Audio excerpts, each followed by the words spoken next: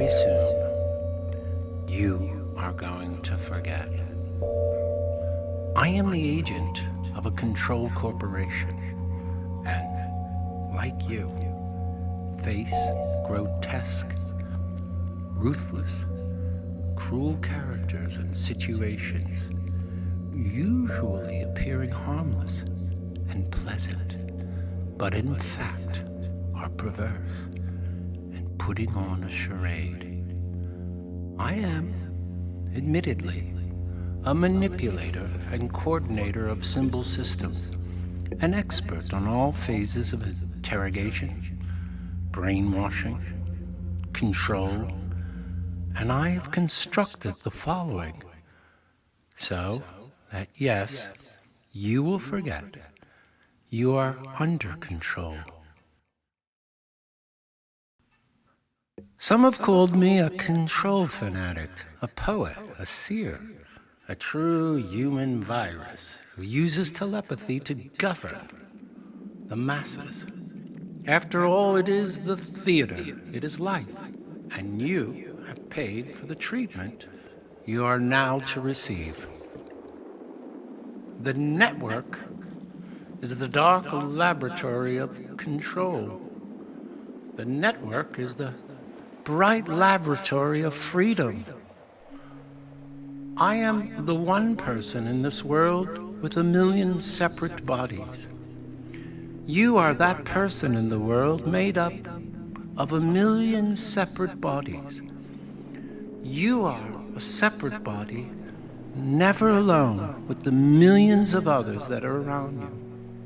A viral entity that can control the entire planet through contamination. I'm not sure I should go on. You can leave if you want now. You can. Now, look at those exit signs. Now, they just might not be exit signs, but you're welcome to go. Or shall we carry on with the next episode? Still gripped by the illusion of a horizon, we feed the system with a data set of 15,000 ideas of God. The generator makes a new belief construct based on the set. Then the discriminator tries to spot the difference between a human-made notion and one created by the generator. The aim is to fool the discriminator into thinking that the new belief is not only real, but amplifies the wish fulfillment of the ideas of God.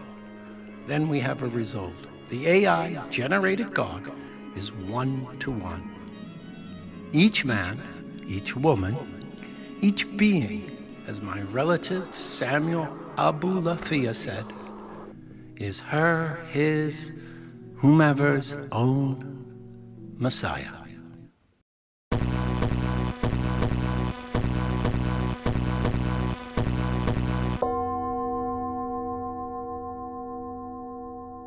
I was speaking with a friend that sells tea. He had made a business of importing tea from all over the world. He made such an interesting tea, such an interesting blend of tea, that soon he was selling certain chefs a single cup of his tea, such an intensely aromatic and almost butterly matcha blend. He was selling it for $42 a cup to certain chefs in the city of New York. Tea, he told me, the tea ceremony is about being present to the person in front of you, communing with the other, me being present to you, us to each other, us to all eternity, because all of it is here, now with us. It got me to think about how the world discloses itself to us, to me. What did I mean by the world? Or better yet, how did I sense it? Sense. Time. Being. Things. Intimations. The space between things. The sun. The clouds. Other people. The sea. What animates each of these things? and our sense of them, and these things with us, within us, without us. Are you having a tea ceremony with life? Is life the ceremony? I was in Athens last summer, and myself and my family, my 2 kids, we lived on the edge of a hill. We were staying there, in Airbnb, of course, at the Philopopos Hill in the neighborhood of Petrolona. There is, for those of you who've been there recently to Athens, graffiti everywhere. And there is something about it that's, well, it's just perfect. It sets off a kind of degradation in a sense, a city written on, something so present for a city that's so old, a signature of the now written, the now over the past. The hill of Philopopos is rocky, desert-like and sparse, and you walk and you walk and you walk and you walk, and that's something I just love to do when I travel, to walk, to get lost, heading somewhere, nowhere, everywhere. The rain carries on and on and on. Cigarettes are smoked, more drinks poured, and the small crowd begins to show themselves. Some humorous, some taking out sweaters for the cold shiver on a summer day in Athens. My God, summer day? Some leave, some cower, some take up umbrellas, some buy multiple umbrellas from the Bangladeshi boy relaxed in the storm, pressing on with his sails, walking now in 6 inches of water cascading past us as the sound rat-a-tat-tat-tats above our umbrella. Ah, I think, what might appease this storm? Incredibly ferocious. An offering to a god? A conversation with nature? With what powers must I speak? Must I appease? Who is this god of the storm? How can I console this anger, this nature, this appetite, this storm? What have I done for this storm to come to me? Yes, this storm is after me. It wants me. It wants to hurt me. I must propitiate myself to this. This what? What shall I call this wrath? This vengeance? What have I done for this to be happening? How can this be happening to me, to us, simply trying to have a pleasant lunch on tour?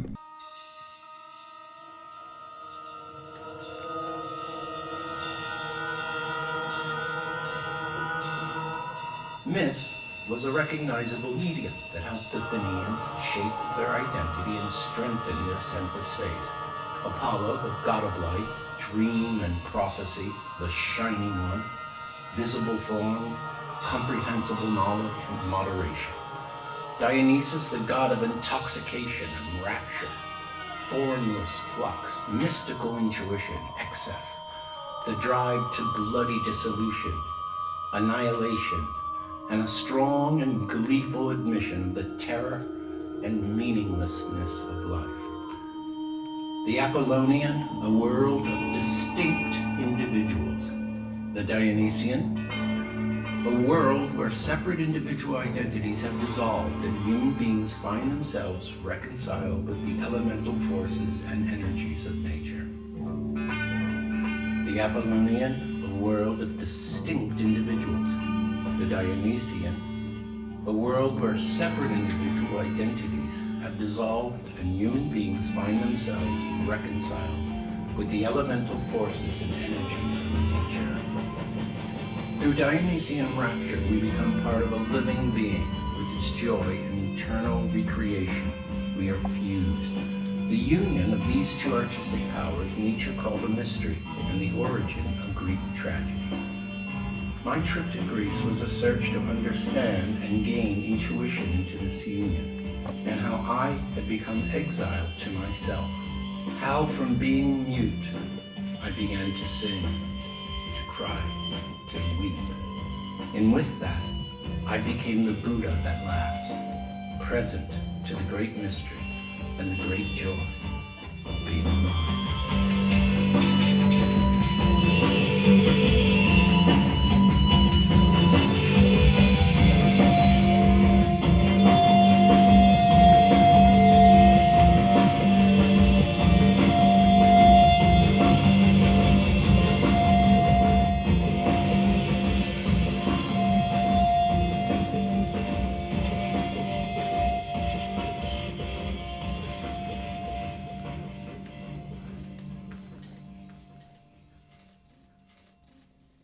give the story perspective, Athens is the image of the rational regime.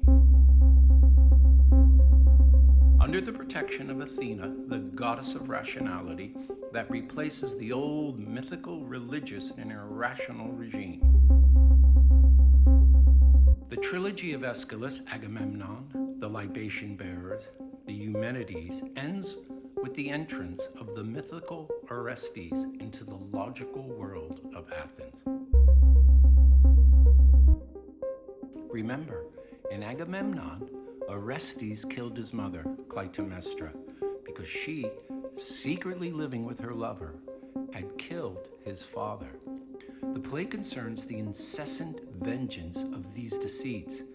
Athena puts an end to it. In the weeks ahead, we will go to the oracle at Delphi. My 12-year-old son, Roman, and I. Maybe the oracle will tell me of the storms to come, the storms that were raging, always somewhere. What and who is this oracle? To the oracle, these ancients went bearing the most extraordinary gifts. Marble statues, works of gold, tridents, chalices, coins, blingy things, sparkling and shiny and lovely. To have a seance, you bring gifts, strange gifts, like the bruised egos that New Yorkers brought to their Freudian analyst in the 50s, like other Viennese in the 20s brought to America, the dark noir lighting of Fritz Lang, the strange, deranged, precise dances of Mary Wigman, modernist architecture. What else do people bring to the oracles but uncertain desires, ambitions? Now you, audience, must think of yours, because we will be seeing the oracle very soon.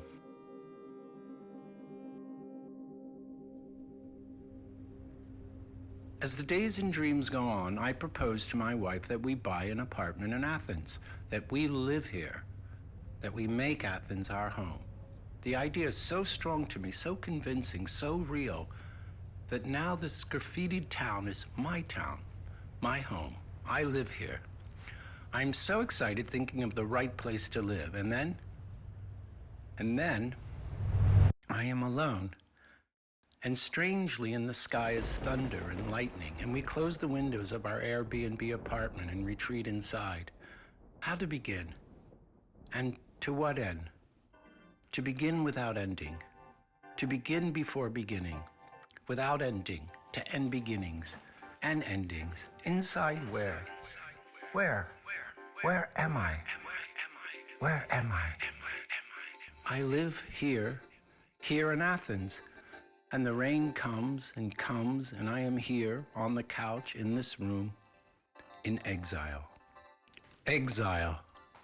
I just keep thinking about this.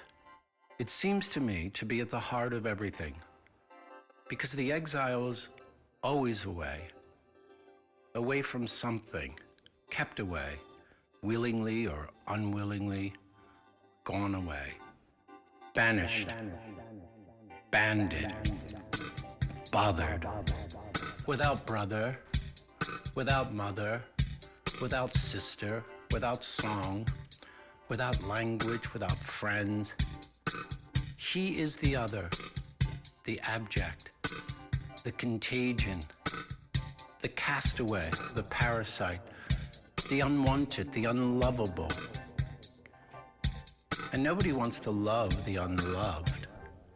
Just piled on with all that hate and vengeance and scorn and humiliation and that abject thing. We just need to kill him. We need to kill that ugly thing. Just kill that pretty thing.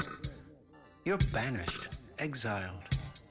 It's better than prison or death. You're exile, exile, exile.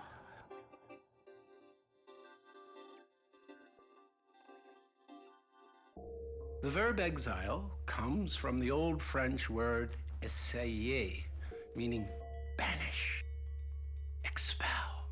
drive off. Of course, there are all kinds of reasons for exile, but we can be certain that anyone banished has committed an offense to the powerful.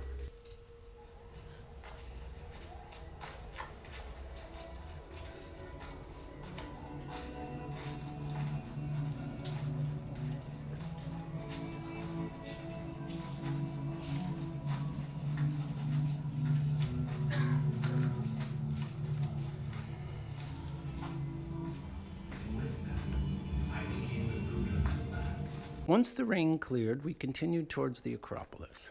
There were hundreds of people from all over, ascending the hill from various sides. It's an extraordinary sight from afar, just glistening marble. I realized we were not simply tourists, but pilgrims. We were on pilgrimage to commune with the gods. We were a community of sorts, perhaps nothing more than a group of tourists on a cruise. Who could say what each of us wanted, what we were in search of? That glimmer or crack in time that showed us, yes, Apollo was here, and Poseidon, and Hermes. And on the vast plateau across the sheltering sky and the sea beyond, we would commune with the heavens and know, even for a second, what it was to be one, not just with others, not just ourselves, but with the whole of time. Wading through the hundreds of people scrambling about, incessantly taking pictures, cameras, photographs, big cameras, phone cameras, video cameras, FaceTime, iPads. Somehow it seemed that in their very taking, they would not only record this eventful moment, but give meaning to it. The meaning perhaps of, look, I am here. I was here. I did this, done that. Me. I marveled at the genius of it all and the insanity of all of us. Or was it the insanity of them and the genius of us? I thought I saw in this atomized mass Socrates, the man himself. I was in love with him as a physical thing, a man described as unseemly, ugly.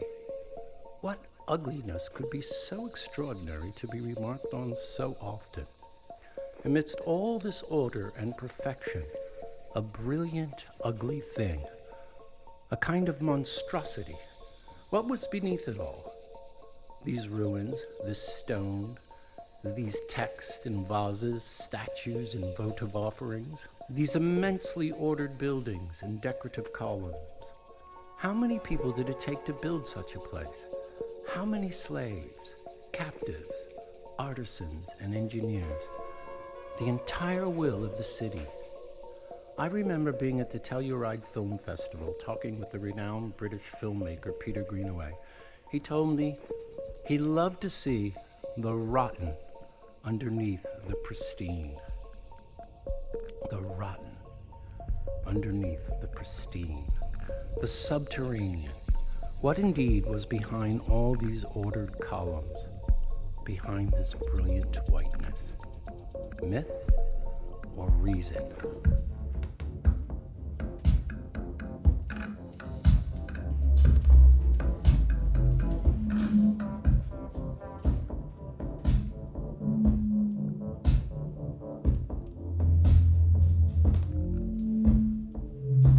I suppose Miletus, like many sociopathic narcissists, rich to boot, could not stand this ugly gadfly and simply wanted this menace who, according to our accounts, was a little too perfect to be real. He was an excellent soldier, could drink everyone else under the table while debating, could devise the ideal state over dinner. Come on. Well, this man just had to go, this Socrates. Miletus could not stand someone who says they are wise because they don't know. That was pure lunacy. And so, by public trial and 30 votes of a jury just over 500, our old boy was sentenced to death. Death. The big question. I remember my bearded poli-sci professor looking like Marx, professing on Marx, writing on the blackboard, death. Without death, no life. And so now, Socrates would have to show himself, the man pronounced by the Oracle of Delphi to be the wisest of all men. Well, wise because he said he didn't know anything. Socrates would now have to speak forth. He would have to speak forth about the excellence of the soul and the uncertainty of death. Because whatever lied behind that door, angel or devil, eternity or end, he did not know. But go there he would, with open arms and open heart. There is something insolent and arrogant about Socrates. His mock humility seems a form of suicide. There's something disturbing and provoking about Socrates' performance here.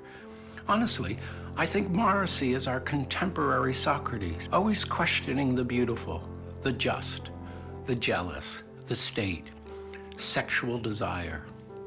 Really, the more I think about it, yes, Socrates has come back as the beautiful in Stephen Morrissey. I continued walking along through the throngs of tourists. So many schools of fish swimming about, each with their own language, on pilgrimage here in the Acropolis. A mystery, a ruin, an inspiration. The heat, the light, the stones and surrounding hills and beyond the sea. I found myself at the edge of it all. This ground from which everything becomes and is becoming, from which we appear and know ourselves in losing ourselves. A community formed around music, formed as the participants, the individuals dissolved in the face or abyss or maw of the chaotic. Yes, the ugly, dreadful awe of this immense thing, the ugly, the unshapely, the unruly, the ill-formed nature would be given form by men and gods. Gods being powers we would shape and form. It is interesting to note that every Greek myth is ultimately connected in a chain of association with every other Greek myth, just as the parents of the gods whose children destroyed them are in turn destroyed by their children. And it is this cycle of vengeance that is stopped by Athena. These new Olympians are the gods we know. They are us as gods, with shape and character and outsized appetites. Gods who interact with us make demigods. These gods, like us, had control over many different aspects of life on Earth. The ancient Greeks built great temples and sanctuaries to their gods. They held festivals in their honor, with processions, sports, sacrifices, and competitions. These gods were mean, angry, pleasant, cruel, loving. They fell in love with each other, argued with each other, and even stole from each other. Rape and storm and narrativize the world with hundreds of appetites. This dread comes more and more into focus. It becomes a person, a god. This dread, this appetite, this unreason, these forces of nature in time become more and more into focus. They become a person, a god, like you and me, in the image of you and me. It was not at first so much our desire to be like gods as it was to be propitious to them, with them, for them. But of course, we would have to, someday, kill them. Our aim is not the God's eye view, but the God's eye power to shape and control reality. Like someone told me the other day, having just returned from a conference in the Ukraine, the future of everything. I asked about climate change, and the person brusquely said, "Oh, this crowd, they don't care about that. They just want to upload themselves to the matrix and live forever." But as we know, humans can change things intentionally, but half the time we don't quite get what we intend. Imagine that you're walking into this temple with all of these beautiful columns up the stairs and inside another chamber. And as you move further and further inside, shadows play against the walls, flames flicker, and you think you see an altar. And this shape to the back of you like a Goya painting, darkness within darkness, so black. But still you see, and you make sounds, and you shiver at these sounds. A horrible, delightful, ravenous sound. There, you think you see in this darkness, women, all naked, with matted hair, tearing a little child to pieces. Hags tearing apart a child. 2 old hags in the sanctuary are dismembering a living child above a basin. Well, that's the image that Nietzsche ends The Birth of Tragedy with. That is nature, with its horrible, delightful, ravenous, volcanic tornado of a sound and sounding of being. Naked, with matted hair. That's it. That's climate change. That's atmosphere. That's the horrible, delightful, ravenous sound.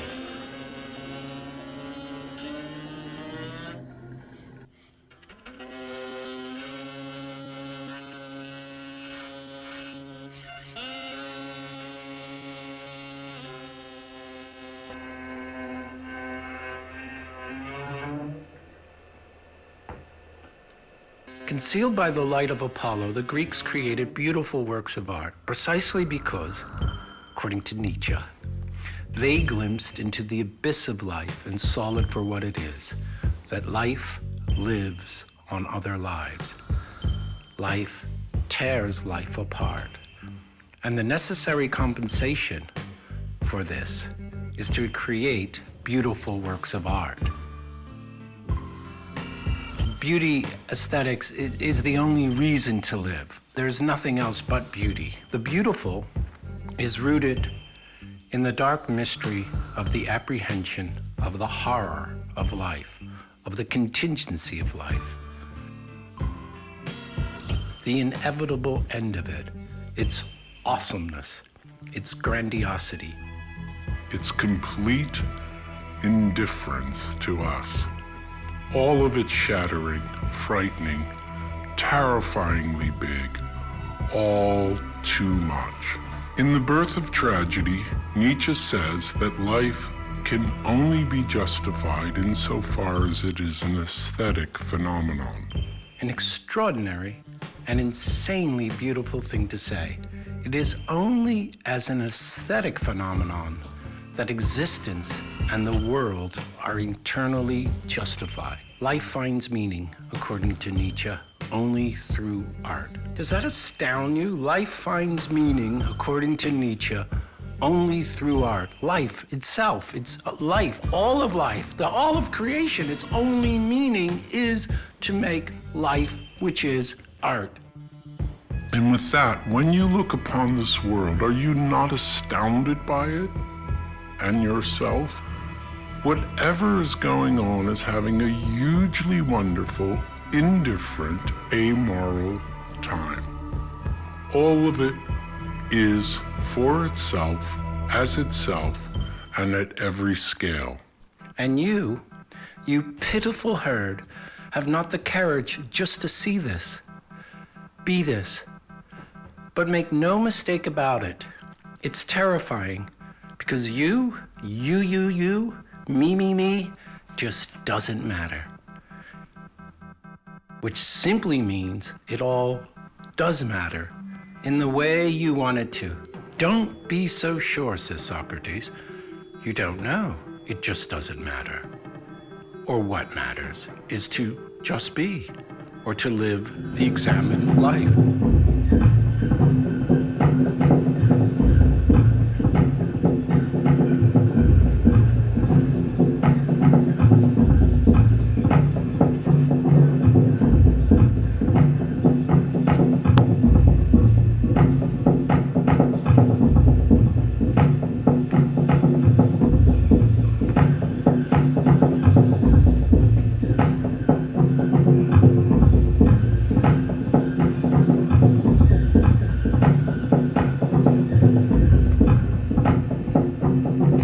Fear, no doubt, mixed with awe. Tragedy can only be birthed through form. in time. In its increasing self-awareness through form in time, can only turn away from the tragic that it has tamed. Form in time contained the tragic, birthed it, allowed it to express itself, allowed it to be spoken, to be seen, to be felt. The form of tragedy, the form itself, the Apollonian, mitigated the very tragic it could contain and express. Tragedy in time must become ironic, mannerist. It must turn on itself, or turn around itself, round and round as in Hamlet.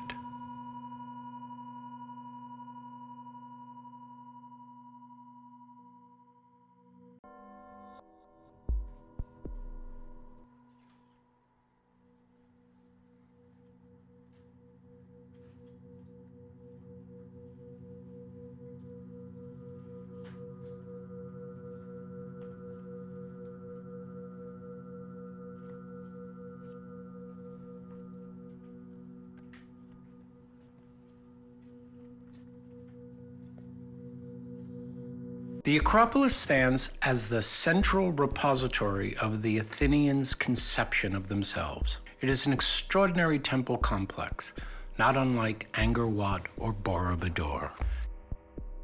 You can imagine the many people of Athens day to day seeing from afar this extraordinary sight. And those days when one walked the slope in public processions, where along the way are numerous small altars, sanctuaries lining the path to the Acropolis, where votive figurines, the chori, marble statues of young women carved in different sizes with their austere body posture. These figures placed to please the gods, the goddess Athena, this to bring them into conversation with oneself and these gods. Each, when properly cared for, would confer on its followers a caring for them, a beneficence, a benefit, a conversation with the god, a conversation with those around you in love and adoration, in fear and enchantment, in participation of its cult. A people were bound together, deepening the collective. They would share a cultural experience, providing healing rituals for the social problem of death. The ritual would involve music, dance, drama, and performance. The entire social group would be involved. Pain and grief would be transmuted into the joy of performance, the creation of beauty, the healing rhythms of dance and song, story and poetry, not forgotten, but changed and changed together. No longer recurrent, terrifying fantasy of the solitary victim, but the newly transformed addition to the culturally shared reality, a reality consensus in which a society was formed.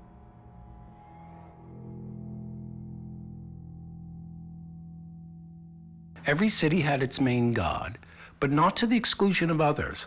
Alongside Athena and Athens, for instance, there were a number of other gods with various liturgies and rites that were practiced.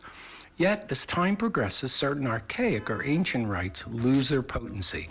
The high, the novelty is gone, the efficacy gone. So they merge, get spliced up with others, lose their self-consciousness, their immediacy, their spell, the enrapture transformed and transposed. They upgrade after all. All gods must produce desired effects, and the priest and politicians their control. In time, certain sacrifices, rituals, and cults are contested, pushed to the fringe, go underground, and eventually banished by greater control systems. We see this brilliantly shown in Pasolini's film version of the play Medea, and of course, William Burroughs' The Unspeakable Mr. Hart, and all our tech companies today, thirsting for the singularity, the thrush of time defeated. What good is a god if it can't be death? As does Mr. Mark Zuckerberg, a filthy rich American social media tycoon whose Russian-spiked algorithmic control machine fueled by the latest neuroscience feeds a plague-riddled apocalypse a monstrous offspring of Fox News to buy time for more time. The high priest teaches his editors the tricks as they crawl up his ladder, making hands tremble and sweat from those coming over the wall. They love feeling the dear meretricious pour, wriggle, and slobber, making people ugly and grinding their faces in it. See the action of Peter Thiel, this soul-searching tycoon with this, dark side to his character, his instrument of control, one of a number of billionaires obsessed with discovering the means for achieving immortality. Using images of fear and death, he increases his control. However, he devalues time and invokes an implacable enemy.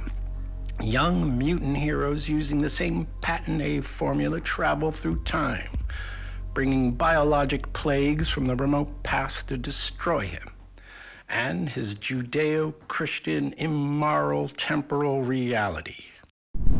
Just as all cults, the appropriation of word image likes are the control indices to rearrange and control the imaginative synapses. Human sacrifice uses the cut-up technique to dismember these relations, seeking to short-circuit them in lines of flight, becomings, and war machines. In this sense, the young mutants share a common enemy, but an enemy with many names: globalization, late capitalism, psychoanalysis, representation, Mr. Musk, Mr. Page, information, statistics, data analysis, word viruses. All of these are the names of today's control. I later learned laments are sung by the women of the house and the closest neighboring women, often professional lamenters, while swaying their bodies rhythmically.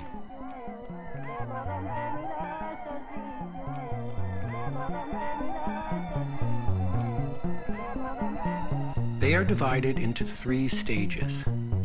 Sung at the traditional wake in the house before the burial, during the burial procession, and at the tomb, as I was told later. The laments constitute a ritual which is considered as a social duty in most villages, and the lamenters arrive automatically as soon as a person has died without being invited by the family of the deceased.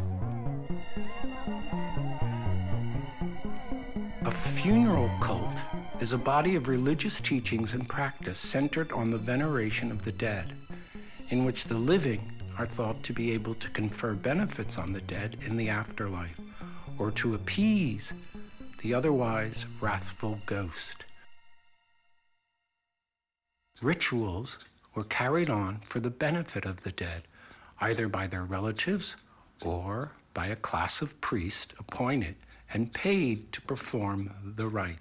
From the 6th century onwards, legislation was introduced in Athens and other city-states aiming at the restriction of mourning of the dead, particularly women's lament, which by expressing pain, frustration, and anger was a powerful challenge to social order.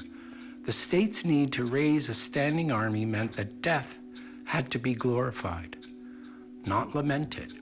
Cicero defined religio as cultus deorum, the cultivation of the gods, the cultivation necessary to maintain a specific deity with that god's cultus, cult, and required the knowledge of giving the gods their due. Religion is nothing other than the cultus of God.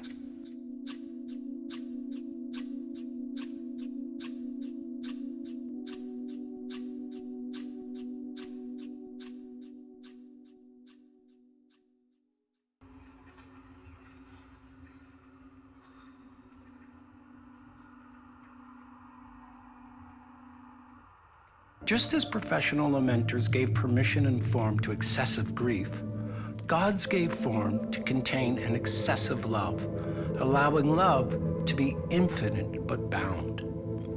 They gave us permission to love unequivocally, to love ecstatically, to love with all of ourselves, to love as a mystery. The mystery, protecting our loving, keeps it, if you like, innocent, or rather without judgment. Because this God, this unknowable knowable, this divine thing, this intuition of a divine everything, can only be intuited, felt, never known absolutely. So we can love without being disappointed, without asking anything in return but the exuberance of love, of being in the world as divine, as something that receives love unconditionally. We are loved, loving in love with love, imbued with love, since the loved one can never be quite known. Our devotion to this God is really a delicious love affair with ourselves, extended into love. This love is our one and only lover, a dream, both preventing us from sleeping and inhibiting us to waken from it. In and around this love are all kinds of propitiations, because as humans, we will always measure that love, ask of that love for something in return. Love, as an exchange, in turn, makes us take accounting of our love, to ask ourselves how well we have loved and how well we have been loved. We ask, what can we do to increase the love we are given? In contrast is the love that is without want. Pure loving can only be that of a saint. It is a love without appetite.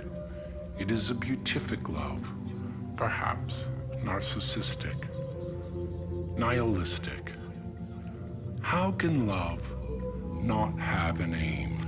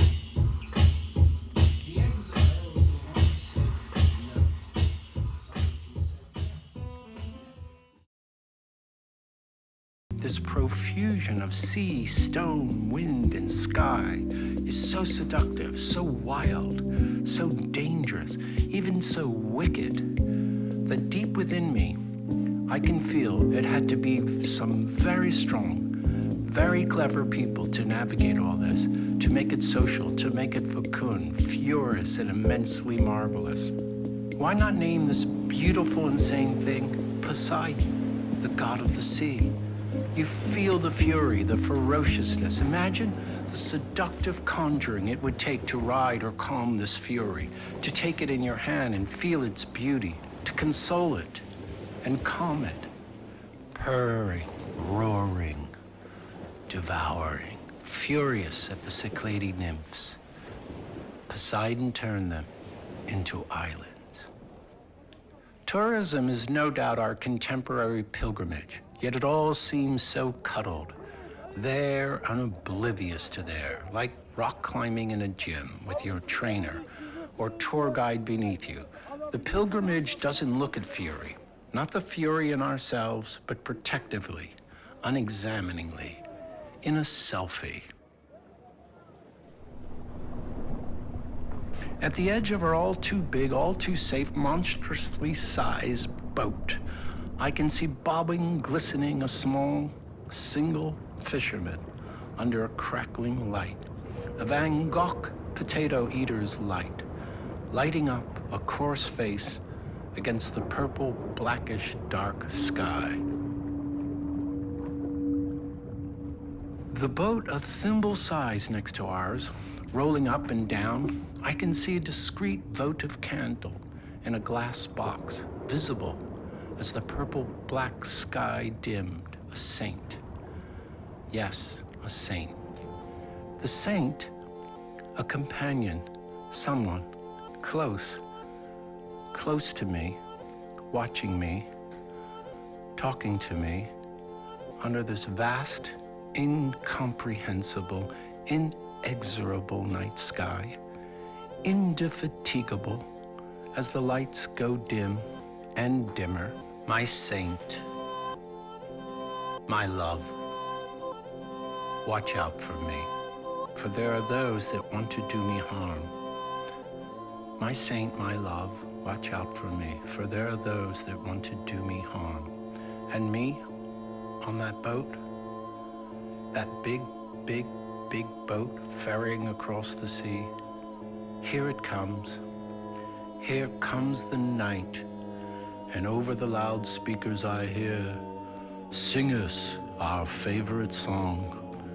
Nobody loves us.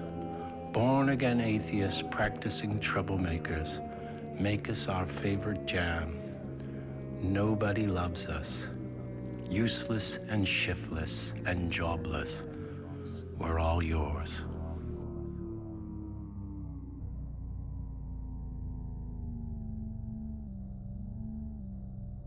We don't get beyond plunder until we get to conciliation. And we can't get to conciliation until we get to gods, writing, and oracles.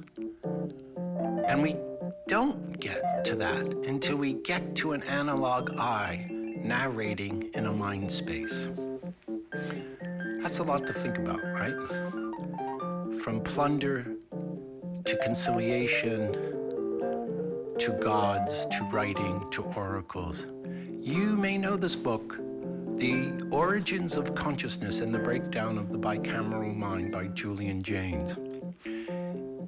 If you take the generally accepted oldest parts of the Iliad and ask, is there evidence of consciousness? The answer, I think, is no. People are not sitting down and making decisions. No one is. So no one is introspecting, no one is even reminiscing. It's a very different kind of world. So then, who makes decisions for people? How are people making decisions? Whenever a significant choice is to be made, a voice comes into their head telling them what to do. These voices are always and immediately obeyed. These voices are called gods. So no one is introspecting, no one is even reminiscing. It's a very different kind of world. So then, who makes decisions for people? How are people making decisions? Whenever a significant choice is to be made, a voice comes into their head telling them what to do. These voices are always and immediately obeyed. These voices are called gods. Gods, gods, gods, gods. To Julian Jaynes, this is the origin of gods. Julian Jaynes says, I regard them as auditory hallucinations similar to, not precisely the same as, the voices heard by Joan of Arc or William Blake, or similar to the voices that modern schizophrenics hear. The mind space of consciousness, of a conscious I had not developed. This is why whatever we want to say about the ancient Greeks and all ancient cultures is absurd, because their world is a very different kind of world. Just like in 200 years, our world is going to be seen as a very different kind of world. The spread of writing, the complexities of overpopulation, and the chaos of huge migrations as one population invaded others, these are the obvious causes. And in this breakdown, various things started to happen, including, I think, the beginning of consciousness. Julian Jaynes closes his talk with this thought. All of this is most human about this. All of this that is most human about us, this consciousness, this artificial space we imagine in other people and in ourselves, this living within our reminiscence, plans and imaginings, all of this is indeed only 3,000 years old. And that, ladies and gentlemen, is less than 100 generations. And from that, I think we can conclude that we are all still very young. Thank you very much, and good night. He closes his work.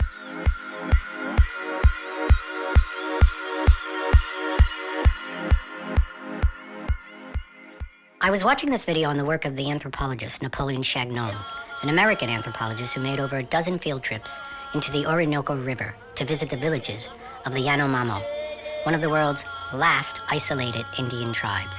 And with it, I could clearly get a sense of a world before gods, a spirit world, a world before larger social groups, before the protocols of conciliation. Chagnon, like other anthropologists, studied the use of living space and how social groups and individuals divided up and utilized it. He would map the Yanomamo's villages with a compass and measuring tape, and thus revealed how social organization was tied to living space. People do not live randomly, but near certain kinsmen. Men must avoid their mothers-in-law and cannot even go near their houses. In one of the villages, he befriends a man named Didi Hiwa, who became one of his best friends and informants. He was a shaman of great renown, had 16 children by several wives, and was an important influence in the village. Didi Hiwa takes hallucinogenic snuff powder to become intoxicated before he calls to his Hekura spirits. The Hekura spirits come to him down their invisible trails in the sky, reeling and dancing. The Hekura, being beautiful, are likewise attracted to beauty. Many shamans paint their bodies elaborately, especially their faces, chest, and abdominal regions. Properly decorated and under the influence of drugs, the shaman can see their Hekura. Many shamans paint their bodies elaborately, especially their faces, chest, and abdominal regions. Properly decorated and under the influence of drugs, the shaman can see their Hekura and lure them to their bodies with magical songs. There is a symbiosis between man and spirit, for man cannot destroy the souls of his enemies without the aid of the Hekura, but the Hekura cannot devour the souls without the direction of men. Didi Hiwa's life is a never-ending drama involving the Hekura spirits. Anthropologists often have trouble explaining why they've come to do fieldwork, but the Yanomami thought it natural for him to be curious about them. Papers, a handful of books, and over 20 films, Chagnon was to discover and purport something very different than his contemporaries. In the 1960s, most scientific anthropological theory of primitive war held that tribesmen, just like members of industrial nations. A month before being in Greece, I was in San Sebastian, Spain, reading George Orwell's Homage to Catalonia. In the book, he describes his time in Barcelona in the winter of 1936. He's gone from London to Barcelona to help the newly found but highly fragile Spanish Republic. He describes his time as a volunteer militiaman fighting alongside the poem Anarchist. It's a very specific accounting of 1936 Barcelona and the Spanish Civil War. It is one of the best descriptions of a moment in time I have ever read. Of a public no longer of fellow citizens addressing each other by class, as in sir or madam, but rather without the protocols of elitism, where the anarchist owned the street. For a few months, there was a solidarity amongst people, a town where the working class was in the saddle. Strangely, I read Orwell was not popular among fellow British militiamen who resented his cut-class Eton accent. One said he disliked the supercilious bastard on sight. He really didn't like the workers. I think one could argue that the Spanish Civil War gives us a perfect playbook of the rise of contemporary strongmen. Yes, in the end, the fascists won because they were stronger. They had more money, more support from the bottom and top They had modern arms and the others didn't. Orwell saw what Rimbaud did too, a brief glimpse of a possible new world. Remember, at the age of 15, Rimbaud was surrounded by the detritus of war, maimed soldiers, smashed cities, disfigured landscapes. He reveled in the destruction. I saw a sea of flames and smoke rise to heaven, he later wrote, and left and right all wealth exploded like a billion thunderbolts. At 16, Rimbaud, an archetypal provincial youth in the midst of winter, ran away from home, and somewhere, amid the wasteland of the Prussian front line, he experienced a revelation. Along the open road on winter nights, homeless, cold, and hungry, one voice gripped my frozen heart. Weakness or strength, you exist. That is strength. 2 months later, the filthy peasant boy, Rimbaud, saw his fantasies become real as the capital city's poor rose up with thousands of students and workers in the short-lived Paris Commune.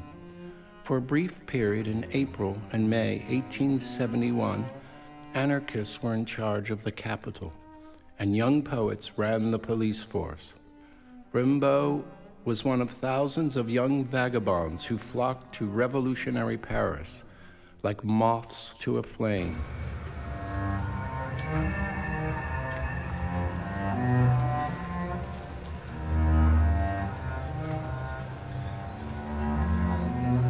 Remember Pasolini's film Medea? Have you seen Pasolini's film Medea? The first 20 minutes are almost without spoken words. Things happen in a perfectly ritual way. Nobody explains or questions anything, not even when, in the climax of the scene, a young man is ritually killed, his body cut into pieces, his flesh spread all over the fields and buried there so that the plants can grow, after which the bones of the sacrificed body are burned in a holocaust that awakens the dead,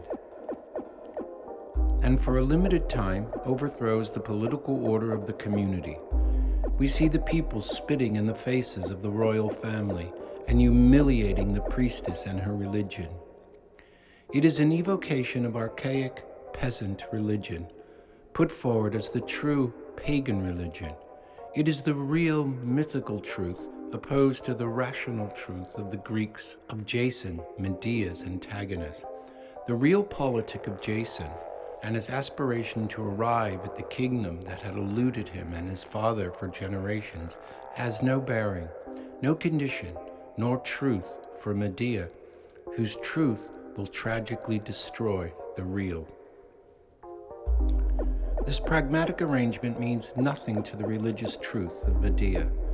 Medea's vengeance is the revenge of the mythos, the true pagan religion taking on the unreligious rationality, the logos of the Greeks. The evocation of the true pagan religion remains without words, words so easily manipulated, words that mediate reality and change it. Medea lives in the divine and Jason in the worldly. The dispute between the two continues today.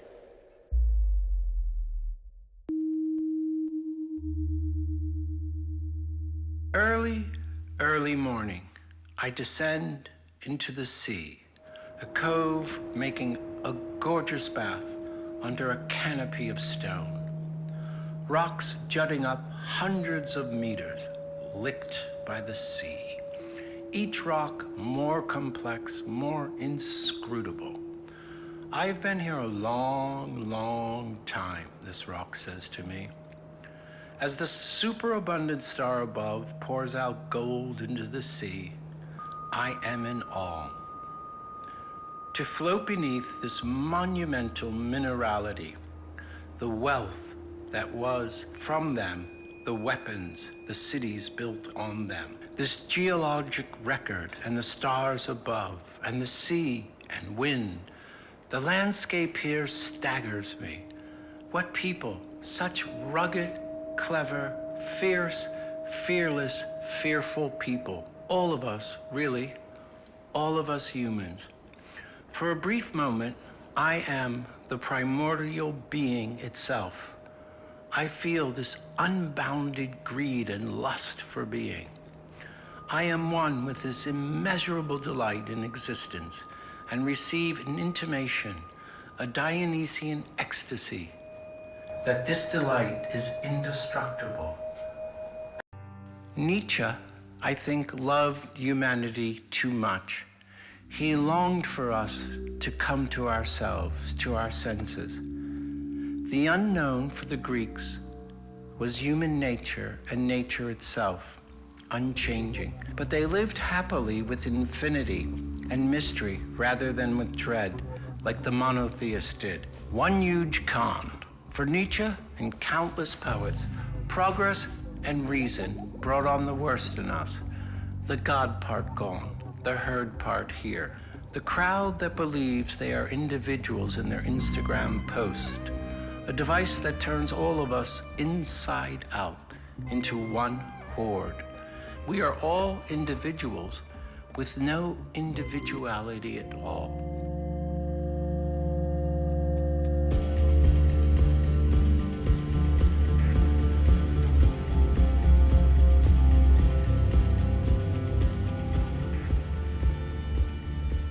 Unlike the ancient Egyptians, the Mesopotamians, the Indians and Chinese, and unlike Christians too, the ancient Greek funerary cult was a hero cult, and the hero was worshipped at a shrine for his power to assist the living. That is, its emphasis was on life, here and now. Not just the power of life, but the particulars of the life. This one and only life, your life. The Greeks did not believe in an afterlife as something that you were living for, that all things would come to a just end. If you follow their gods through time, this becomes astoundingly clear. And what becomes clearer is that with monotheism, this all ends.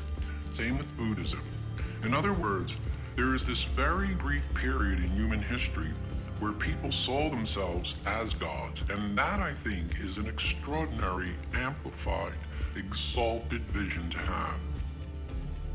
There are two long gray couches in the room and various chairs spread about with young people languoring about. Listening as it is now for hours, smoking cigarettes, feels like Paris, 1968.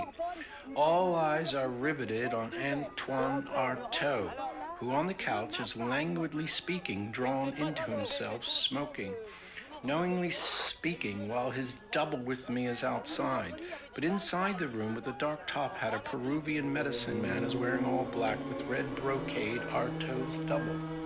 I can't say I know what any of it means, but the whole Greek thing shifts now to be so many other places, so many other people. This is all before the speed of light, the speed that does not merely transform the world, it becomes the world. Globalization is the speed of light, and it is nothing else. Globalization cannot take shape without the speed of light. All these varied places alone to themselves, without their own gods and cultures. Life can go this way, that way, and this way, and then again here and there. Some had hoped that the displacement of God, however far from memory, would be rekindled within the metaphysical aspect of nature, allowing us to regain a spiritual, secular, redemptive ethos, and returning to the all of nature as ourselves, as part of nature as the emptiness of a world without gods, would again find something like God, or the divine in being itself.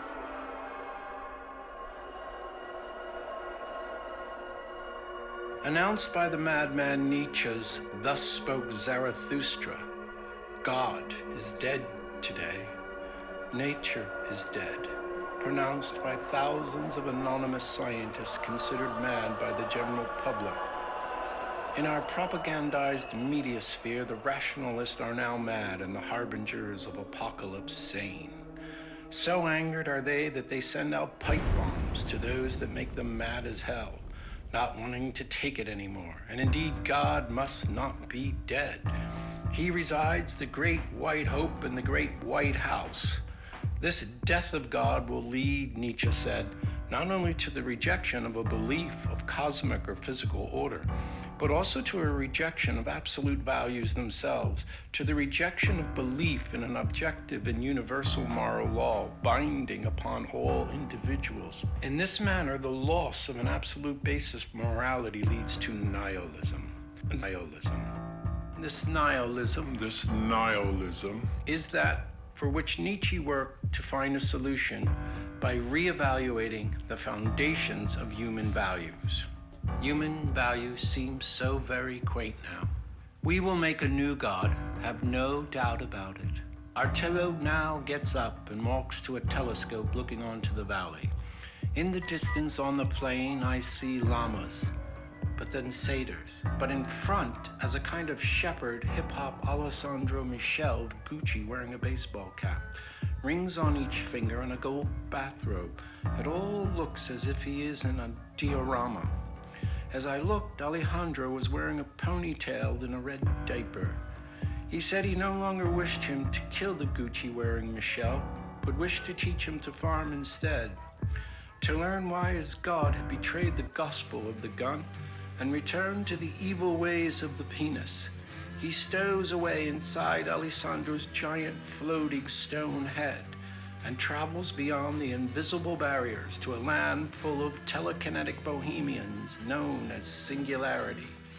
There he convinces me to defeat 4 great gunmasters, to become the greatest gunman in the land. This seems oddly strange to me. It's as if a filter, a colorized film is playing, a dream inside the dream. I am shuttled back to Greece.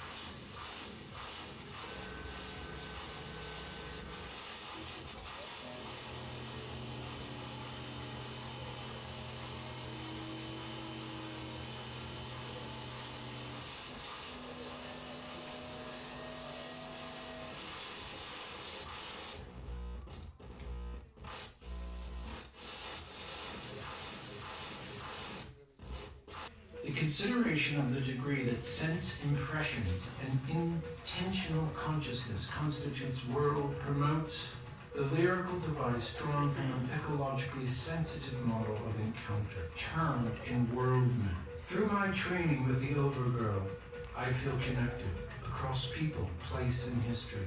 I experience a direct awareness of the universe. Oh my. Not the reality insofar as we make it an object of our ideas, of empirical observations, but reality as it speaks for itself. Everything is nothing else. That's a beautiful love, right? Everything is everything. There's just nothing else. It's everything out here. Everything. Nothing outside. Nothing outside. This is everything. This everything is everything. Everything is nothing else. Is nothing else. Religion is an intense relation to a nature that does not speak our language, our logos, but the language of reality itself. It lets nature speak as such.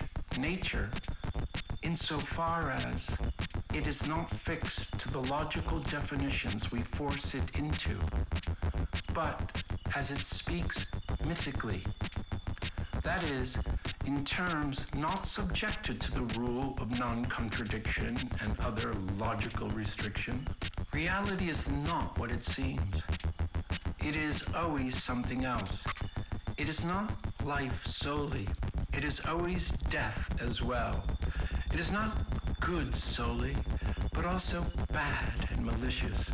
The idea that all is divine and holy does not mean that all is good, as modern moralizing religions believe, but that all is good and bad at the same time, that holiness is a malediction as well, that life is death also, that killing a young man is, at the same time, honoring life's constant rebirth.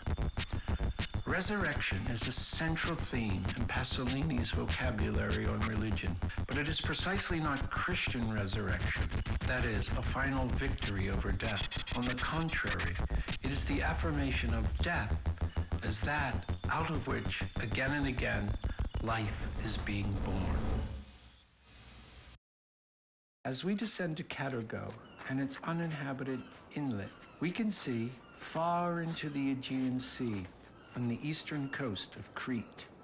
All of this renders me speechless. I cannot speak. I am without language, without words. This landscape cannot be apprehended in words. It cannot be seen in a photograph. It cannot be seen through the lens of a camera. It is pure effervescent sense, a language that decodes the code of reality itself and is simply presence, the divinely present. In a broader sense, we Western modern men, in dropping mythos and embracing logos, just can't see. We Socratic men and women of dialectic and reason, in our instruments and as purveyors of scientific knowledge, do not let reality speak, an appearance of the real. Perhaps a brief flowering, a star, but more so a firefly, lit up then gone in one brief dream, without a sense of the tragic, unwilling to aesthetically listen. We listen, we stand apart from her, placing the whole of life into frameworks of good, bad, fiction, real. We plunge into the water, into this primordial intoxication. I let go of thought, and I am floating in the embrace of the sea that will devour me, devour us. Floating there, I say, ravish me, take me. I go with you. Take me. I am with you. I am with you. It is this presence that is Greece. It is this present to life that goes away in other places, from which we don't know how to recover. At the very least, this is the claim. We gave up the satyr, the Dionysian, for the crucified, life for death, zeal for fear. Reason created a veil that obscured the force of life, the obscenity of nature, its relentlessness, its insidious indifference to any moral order, its pure appetite. Why does that thunderstorm, that tsunami, that exploding volcano, that roaring wind, that earth that quakes, these networks of mushrooms and bird migrations, when we hear them call songs, do they care for you and me?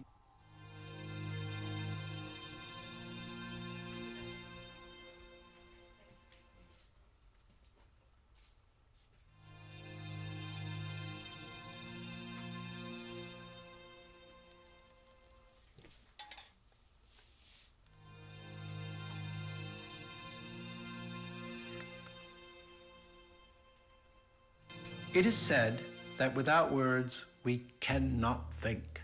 But in the silencing of the words in our head, perhaps we can feel and use another sense, that sense beneath language, before language, that sense that is human, animal, vegetative, mineral, that sense that senses.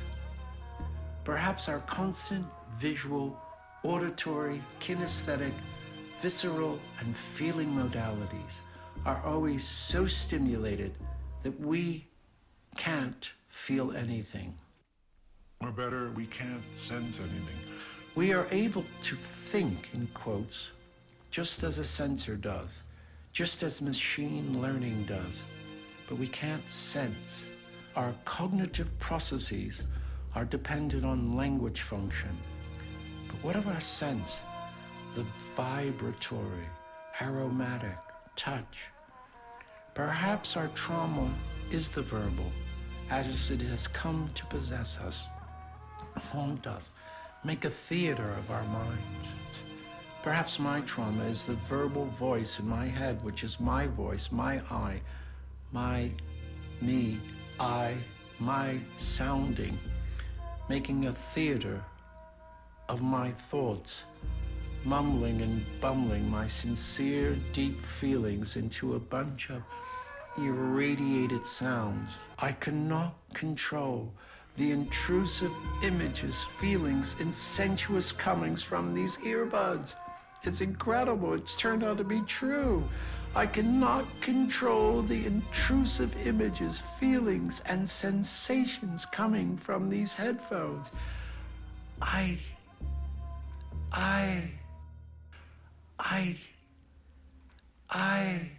really hear the voice in my head. It's really in my head. It's really my voice that I'm hearing, that you're hearing, that I hear myself hearing. I am hearing myself hearing. I hear me. I hear me. I, me, hear me. I hear. Here I am. We all want to be individuals. We can. We really can. We can. Yes, we can. And what could be better? Nietzsche says, during the longest and most remote periods of the human past, the sting of consciousness was not at all what it is now. Today, one feels responsible only for one's will and actions, and one finds one's pride in oneself. Yet during the longest period of the human past, nothing was more terrible than to feel that one stood by oneself. To be alone, to experience things by oneself, neither to obey nor to rule, to be an individual. That was not a pleasure, but a punishment. One was sentenced to individuality.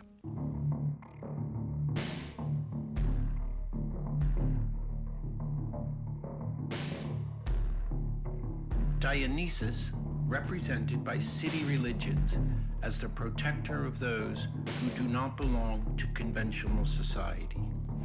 And thus, he symbolizes the chaotic, the dangerous, and the unexpected.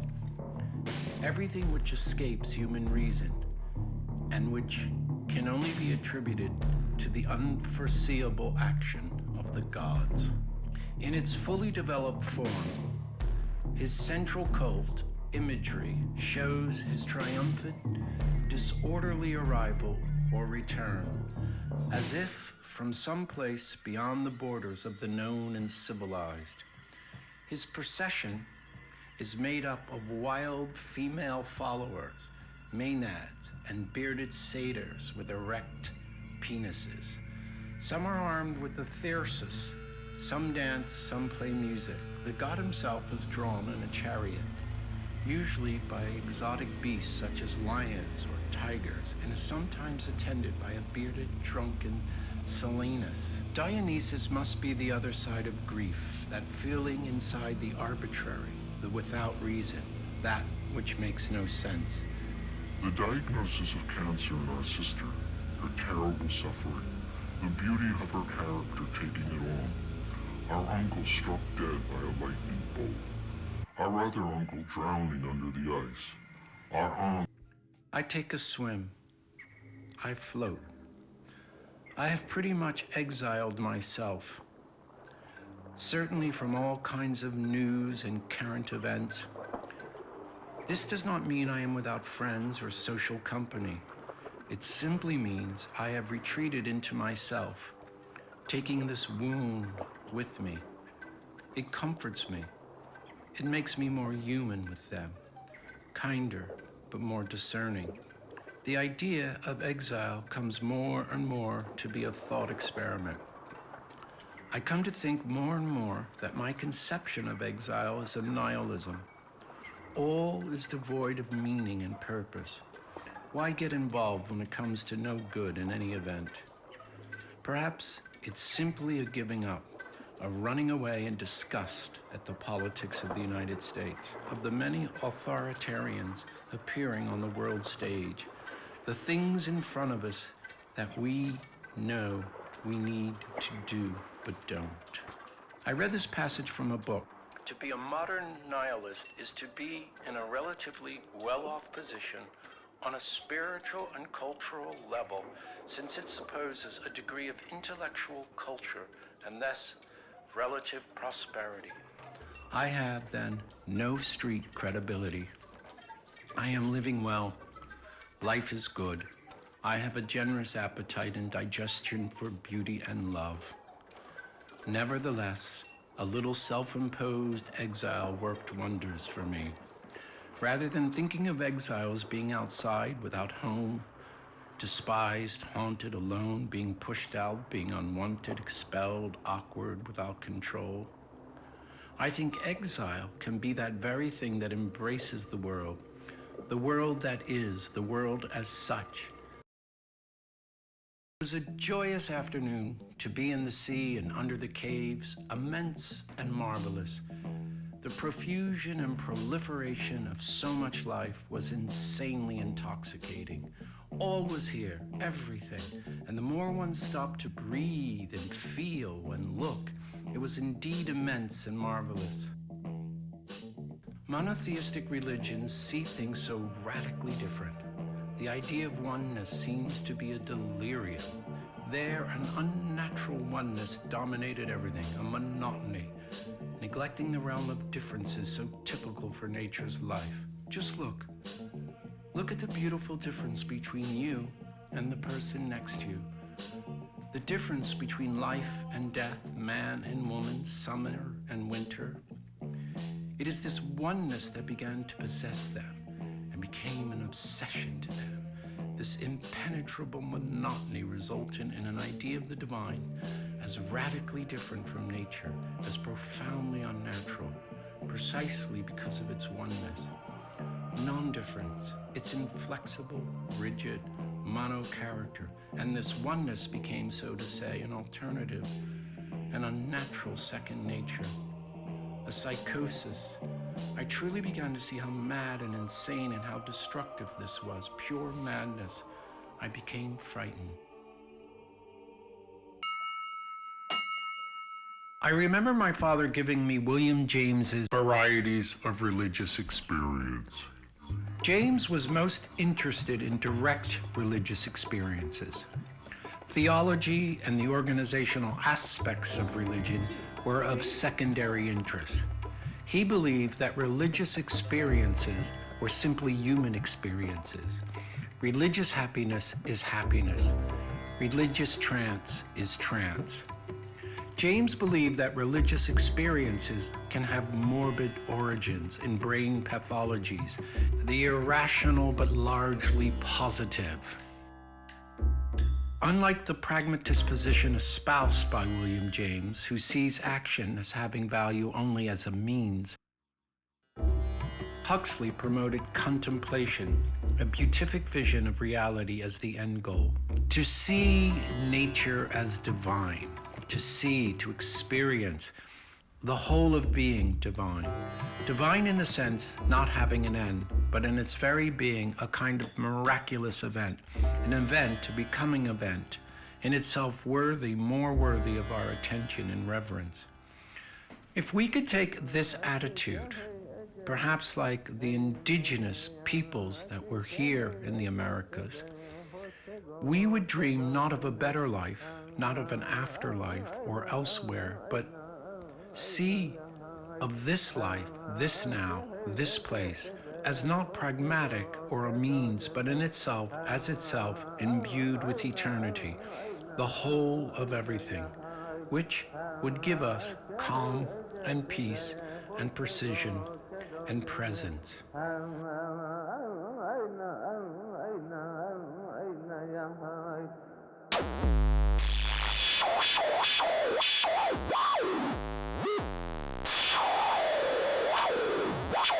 There is something else here that we long for, and that is the divine, the sacred. And I think that is what all these cults were about then, turning into this divine, living with it and within it. Once we stood outside nature, once we looked at ourselves apart from it, and we saw it as a bounty, we lost it. We were apart and left to ourselves. It probably felt incredible for a time. And of course then, we got the monotheistic gods. And these were gods already outside of nature and time.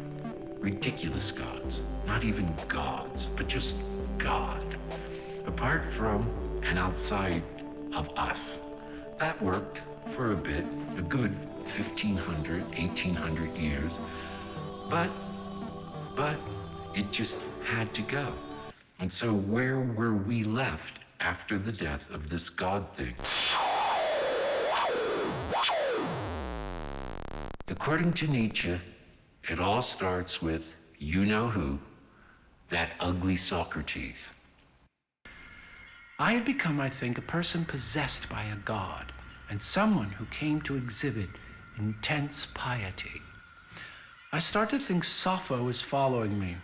As I float out into the sea and look into the light of the void, I have visions exposing hidden facts about the reality of life on Earth. I am certain that Sappho and a group of others are researching me. There's some kind of alien space probe in orbit around Earth, and it is aiding them in their quest. It is only to a mind purified from egotism that the intuition of the divine ground can come. According to the Gita, self-abnegation can be achieved by the practice of two all-inclusive virtues, love and non-attachment. There will never be enduring peace unless human beings come to accept a philosophy of life more adequate to the cosmic and psychological facts that the insane idolatries of nationalism and the advertising man's apocalyptic faith in progress towards a mechanized New Jerusalem. Therein, the writer of Brave New World tells us precisely what the story is. Mystics are concerned almost exclusively with a direct experience of God and how that experience transforms them. Theology becomes a secondary matter. The true mystic gives no special importance to herself having miraculous power. There is merely psychic power. The mystic's attitude towards the miraculous is indifferent. It is salvation, deliverance, nirvana, and how that experience can be lived out in the world that the contemplatives are interested in, not in the cultivation of supernatural powers. Now, for archaic cultures, and even many today, such powers confer a special status on individuals, and they are often shamans, healers, priests, con men, and politicians. Archaeological evidence suggests that in traditional societies, animism was present in most cultures before more modern forms of religion took hold. This is the power that Medea had, close to the earth, the spirit, the psychic realm, the psychic that could move material, that could affect matter. Medea, with her charms, poisons, and potions, is a pharmacist, a sorceress of the highest caliber. In Euripides, Medea's misfortunes are related to us by her nurse, and we only hear her plaintive cries of injustice off stage. Is it possible that our scientists and programmers, certain of them, are the Medeas of today?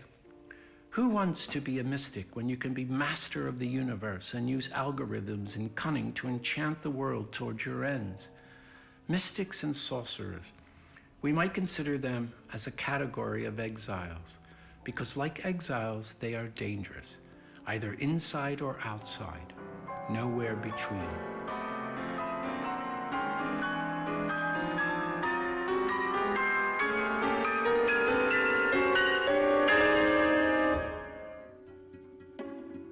Now, many societies believe the existence, and each of us possesses somewhat different deposits from all the other life forms. There is a malfunction, a failure of memory retrieval. In order to actualize their innate capacity for reality and eternity, human beings must undertake a course of detachment.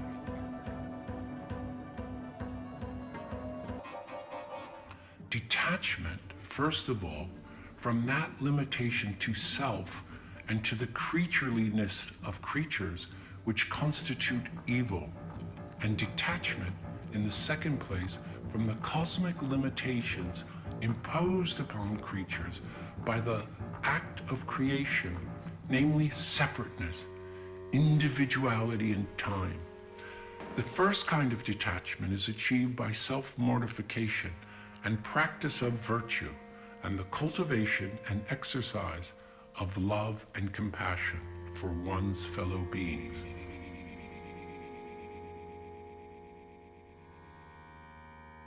In the imagined life of the Saint of Avila, Julia Kristeva asks us to rethink our Western resistance to the idealism and loss of self that love involves. Teresa wrote that God doesn't give himself but to those who give themselves entirely to him. Doesn't give himself but to those who give themselves entirely to her. Such a very simple thing is easy to mock. Though, through considering the life of this saint, we can consider what we think we know about love, about a body conversant with the soul.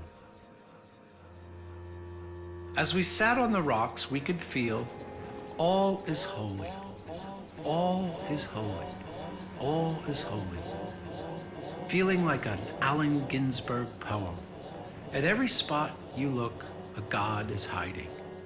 And if by accident she is not there, she has left signs of her sacred presence, be it silence, the smell of grass, the waves in the sea, these extraordinary stones and rocks and mountains, the cloud that passes overhead. Yes, all is holy, but holiness is a malediction as well. God's love, but at the same time, God's hate. This Pasolini and Nietzsche wanted to tell us. The tragic is not nice, not at all, and the innocent will die. Simply the investment in the energies and powers of life that it refuses to acknowledge. He does not know the nature of his own desire, Nietzsche says of the ascetic. The desire of the tortured person to escape from torture, to escape the heaviness and weariness of life. We should overcome our nausea and compassion of ourselves. This weariness is a fear of happiness and beauty, and a longing to get away from appearances, transience, growth, death, to hold eternity, to be eternal, to hold fast and forever that moment of me floating, to be absolute in the cosmic smallness and flux of becoming, in impossibility. Try as she may, even the Buddhists cannot do that.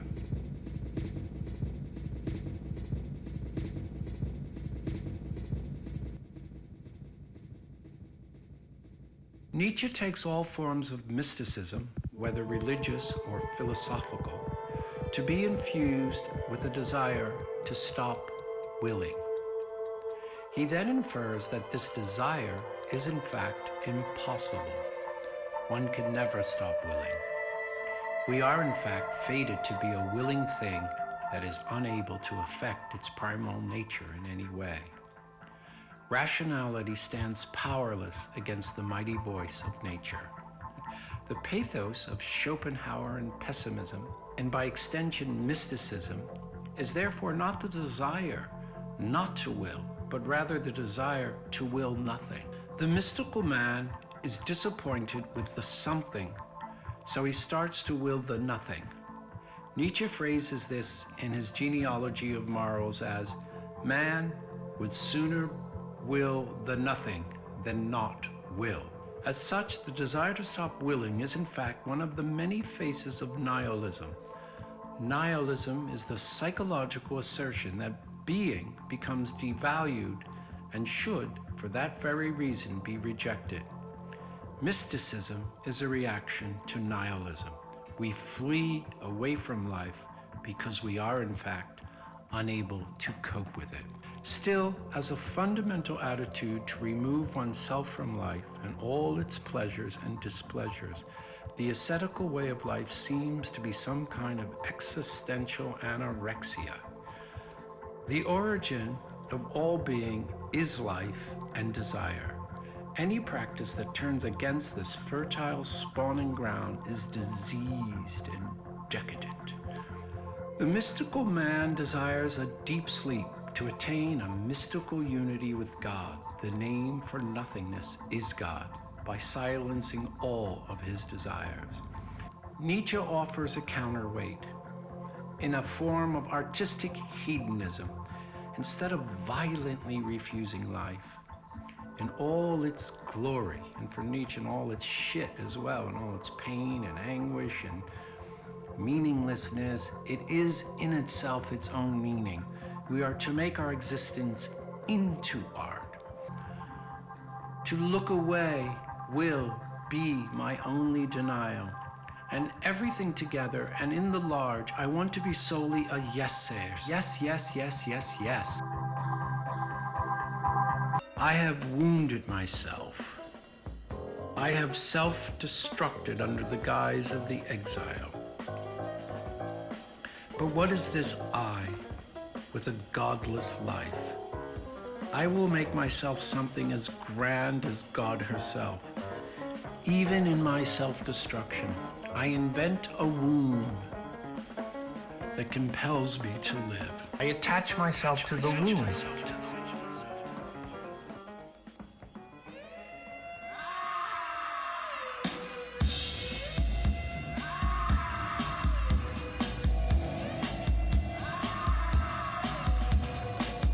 Professed pacifism.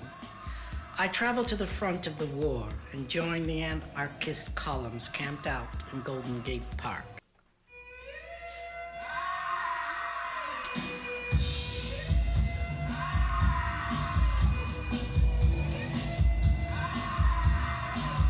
Professed pacifism.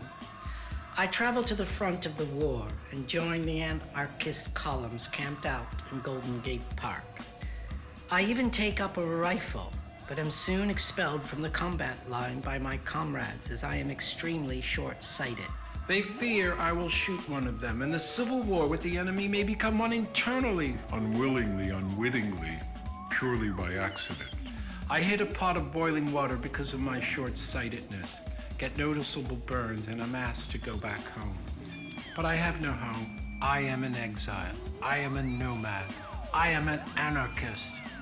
I decide to go to Charlottesville. You know, Charlottesville, it's famed in America for its love fest. There in Charlottesville, I persuade our anti-fascist commander, Colin, a specialist in high-risk commando-style engagements, to be sent on a mission as a covert agent to rescue the AI prisoner Simone Bolivar. Colin says I would almost certainly be sacrificing myself for nothing. We get into a deep debate about what nothing is. That's so like me, right? What is nothing, I say to him. All night long, he tries to cheer me up, saying it's not all gloom.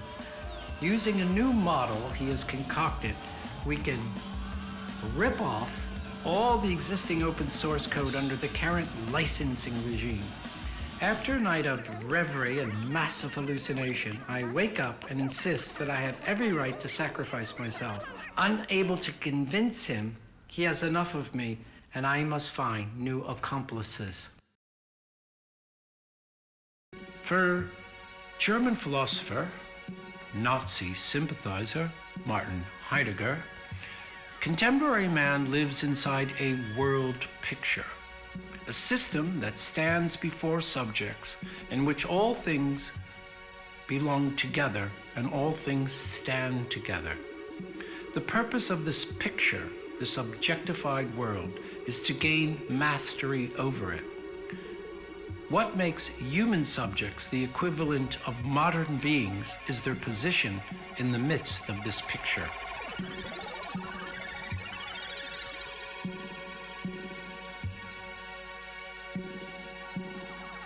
I wake up chanting and dancing naked in the park. I had realized I had been there for a week, still in search of accomplices. I take a stroll, lost, unknowing, returning to the scene of my shame near the front line, the front of my mind. There I come across a carriage driver beating a horse. I throw my arms around the horse's neck, its sweat, its heat, and its tears roll over me. I then collapse to the ground, losing consciousness. I sit in the midst of a firefight in yogi position. The front lines have broken. The fury of deathly combat and slaughter ensued. I seem to be inside the cosmic cube matrix. It is the schematic being projected into the brains and bodies of the blue rays at this time, those with the mark of the Lamb on their foreheads. The reality film carries me past the thin red line of my mind. I have lost a rational belief in contemporary consensual reality. Is this a kind of nihilism or the pure void of white light? Perhaps it comes down to recuperating my suffering, not being alienated by it, not casting it away, not getting away from it, but taking it as the occasion of joy, taking it on as what it is to be human, taking it on with good appetite, to live gloriously with good humor and good appetite. Only saints can just be in being, be being. They don't access being, they are being. There is no self-consciousness of it. They are being itself. I believe that's what a saint is. At least they have moments of it. Every old religious situation is automatically transformed into a simple case of consciousness, reducing religion to a code of behavior. I am a holy fable, an obscure ritual, an indefensible miracle, a massive absolute truth. My exile begins to trouble me. I am convinced it is not me, but brought on by my peers. My peers being like the family of schizophrenics, where the schizo is denied. I am here forced into exile, spending my final days on the small island. Some people think Manhattan is bigger than it is, but it's really pretty small. They don't believe me when I tell them. After 20 years in exile, I am allowed to return to my homeland. Normally, I have little contact with other exiles, but now I notice them everywhere. When I go to the dentist office, the TV is always on. I ask them to turn it off. I am always asking them to turn it off. They just want to turn it up. Up, up, up. It gets louder. It's very clear to me that a half a degree matters. We need to turn it down, I tell them. Turn it down, I say. Turn it up, they say. Turn it down, I say. It's very hot in here. I think we need to turn it down. They give me strange looks.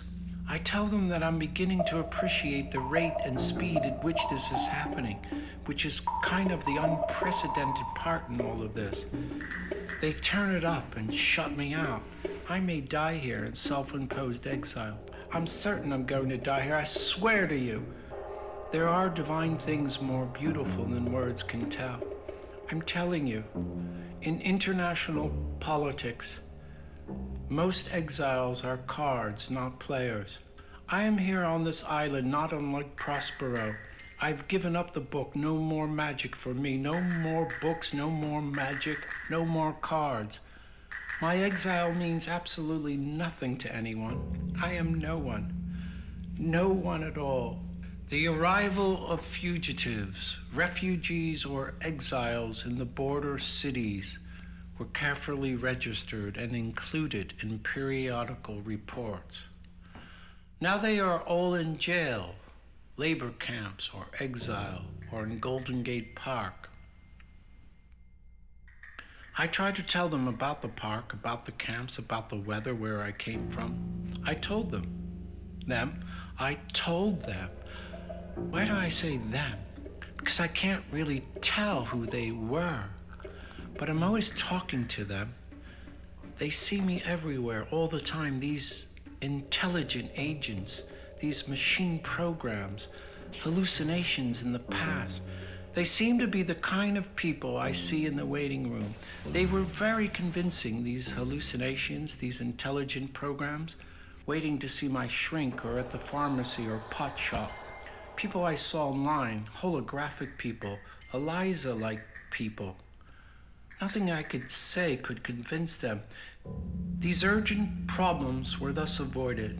It was a batch of exiles, the news said, who arrived in Golden Gate Park, not individuals, but a swarm, a caravan, exiles lacking historical or social coordinates. It's not easy to assimilate into a television program, but I had been to the park. I told you about that. I was in the park until I told them about the tennis thing I saw in the park, the tennis thing. 3 young people, a man, Nijinsky, and 2 women, all in tennis clothes, chase a ball into a clearing, and there for 18 months, or was it 18 minutes, they conduct a 3-way flirtation. The women are as taken with each other as they are with the man. Those tennis balls. It doesn't matter what I said. The more I talked, the more it seemed I was on some channel, and well, they were selling ads with all my talking. So I decided to take a boat ride, floating down unconcerned rivers. I no longer felt myself steered by the haulers. I cared nothing for all my crews. The rivers let me sail downstream where I pleased, into the ferocious riptides. Last winter, more absorbed than the minds of children I ran, and the unmoored peninsulas never endured more triumphant clamoring. The storm made bliss of my sea-ass-born awakenings. Lighter than a cork, I danced on the waves, which men call eternal rollers of victims. For 10 nights, without once missing the foolish eye of the harbor's lights. You know the poem, I told them. Nope. Stronger than alcohol, vaster than music. Ferment the bitter redness of love. Back to the tennis game.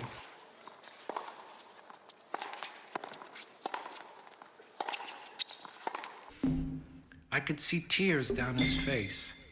Something had really gotten to him.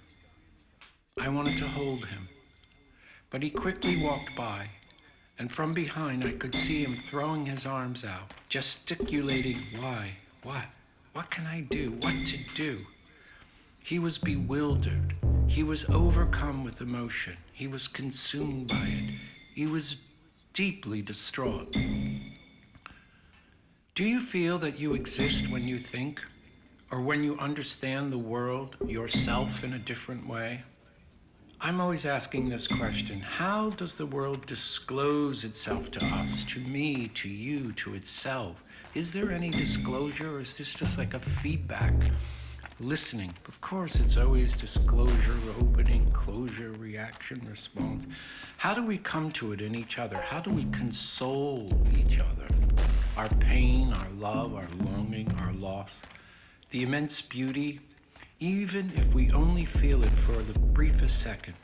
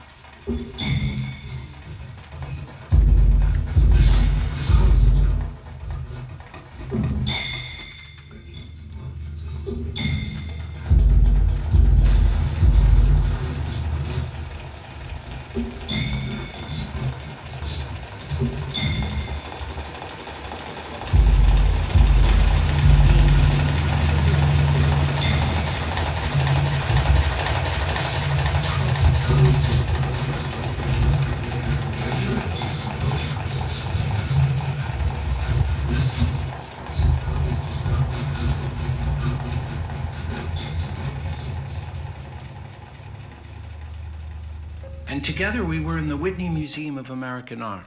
I was showing some work there on the 6th floor, and on the floor below there was a show of David Wojnarowicz.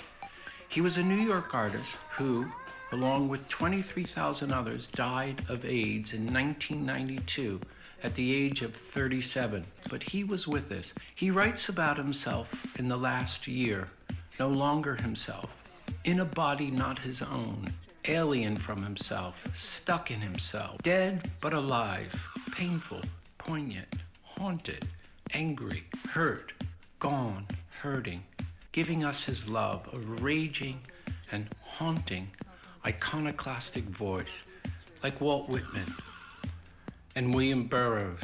I was walking with my friend, the historian Manuel de Landa, the philosopher, high on 25 grams, yeah, sure, 25 micrograms of LSD, walking through Central Park in the fall. He loves the fall. We stopped somewhere near these big rocks, kind of like a cave. He rolls his arm slowly across his body like a wand, and there it was, like a curtain had opened, more like a tear in a fabric. The veneer, he said, the veil of reason, culture, the real. 1,000 years more of life is not much at all, because behind that door is something so immense, so beyond, a devastating laugh, indifferent forever, looking at you, all 1,000, 10,000, 10 million, 100 million years. Seriously, it says, I got all the time there is, and more time, and more, and more, and more. What is it to me if you cheat death, become a computer program? Upload, reboot forever. Death is not necessary, not necessarily a part of life, but a technical barrier, a speed limit to be broken, a causality. New code, new human, post-human, more than human. We are inside a cave now, looking at our shadows on the wall.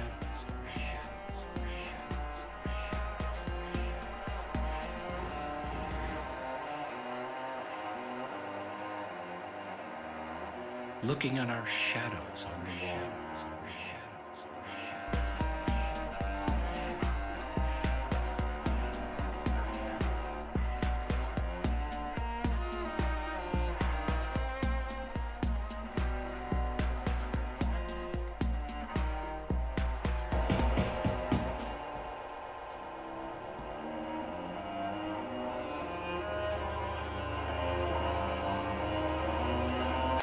At the shore in the small boat in a soft blue dress was Sappho.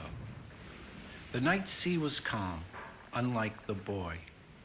His image, the shadow of me, he was me. We rowed calmly, it calmed me, across the water. She gave me a small tangerine pill. I sat back languidly. I thought we were on a dhow, It seemed so big, the sitting became luxurious, and on the sail I could see a mycelium, a beautiful rust orange mushroom. We were going down the Yangtze, the Nile, the Orinoco, the Mississippi, through moonrise and sunset. On the island, Sappho looked more like a vision. She began to do these slow movements. I watched for a while. I didn't know what was going on, but I watched. I'm chill. I'm super cool. Then it seemed some ghost-like entities put sensors all over my body. And then there was a double of me and another. Then she came over to me and she looked at me in a very protective way. And I felt that look elicit in me all the childlike needs to be protected. And I felt my face changing and my whole orientation going into that. We stood in that for a second, and then I saw her face melt, and she became this fantastic, delicate child that needed to be protected. And I felt my face changing and my whole orientation giving into that. And what we did in the next 5 or 6 hours, completely silently, we lived out each of these symbiotic roles: lovers, friends, enemies, father, child, teacher, student, and everyone you could think of. And we reversed them. And some of them stuck us because they were so scary to accept being lovers, to accept being enemies, to really hate. But we had to accept that one before we could get on with it.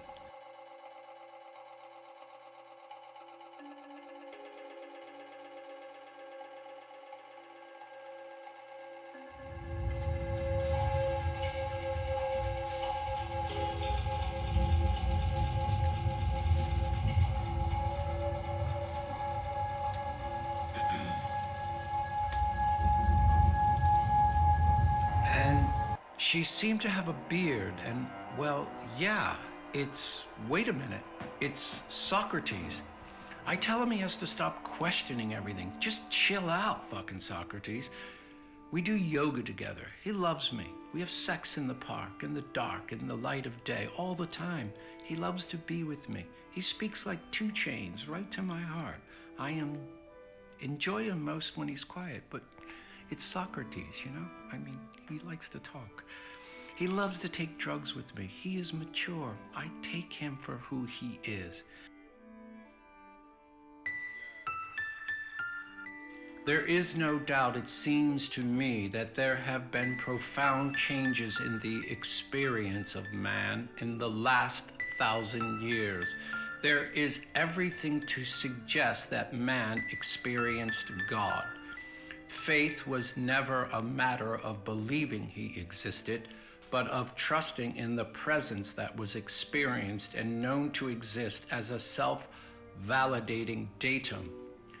It seems likely far more people of our time neither experience the presence of God nor the presence of his absence, but the absence of his presence. R.D. Laing, The Politics of Experience. In my silence, I have not lost myself. I think of exile as a kind of psychosis in the sense that it splits away. It comes apart from this idea of a whole, the citizen, the nation, the family, marriage, the job. Even the outcast, the outsider, gives credence to the idea of an inside, that which is within. We can begin from the concept of a unitary whole, but no such concept exists, nor can any such concept be expressed within the current language system of psychiatry. Am I exiling myself? Why pretend I am in exile? Why do I desire this exile? Why not join the club? The exile has a secret sense of superiority, yet an even deeper sense of shame that they do not belong. They don't speak the language. They are not conversing. Why not learn to speak then? Speak forth, speak on. I make myself mute. They can talk to me, but I can't talk to them. I refuse them because I refuse myself. If only they could hear me speak. How well I speak. Quietly, I start to sing. My mouth opens. It is not words that come out. Instead, long, rolling syllables. There are no words but longing, a lament, a pleading. Now, I am at the Metropolitan Opera, singing. Sappho's school devoted itself to the cult of Aphrodite and Eros, and Sappho earned great prominence as a dedicated teacher and poet. A legend from Ovid suggests that she threw herself from a cliff when her heart was broken by Phaon, a young sailor, and died at an early age. Other historians posit that she died of old age around 550 BC. Rather than addressing the gods or recounting epic narratives such as those of Homer, Sappho's verses speak from one individual to another. They speak simply and directly to the bittersweet difficulties of love. Composed to be sung to the accompaniment of a lyre. At this point, I didn't know where I was, in what body, in what country, in what person, in what place, in what mind. All of it seemed not to matter. I was everywhere and nowhere. At this point, I didn't know where I was, in what body, in what country, in what person, in what place, in what mind. All of it seemed not to matter. I was everywhere and nowhere, just a bit stream in the ether. There was no more inside and outside, no borders, no death, no belonging. There were just upgrades, one after another. This life and this world and nothing beyond, as it goes on. In what mind? In what place? In everywhere and nowhere. Everywhere and nowhere. I'm everywhere and nowhere. Nowhere. I'm everywhere in underwear. I'm underwater. I'm swimming. I'm singing. I am in the mic. Mic check. Mic check the mic. Mic check. There was no more inside and outside, no borders, no death, no belonging. This life and this world and nothing beyond. No borders, no death, no belonging. No death, no borders, no place, no country, no mind of its own.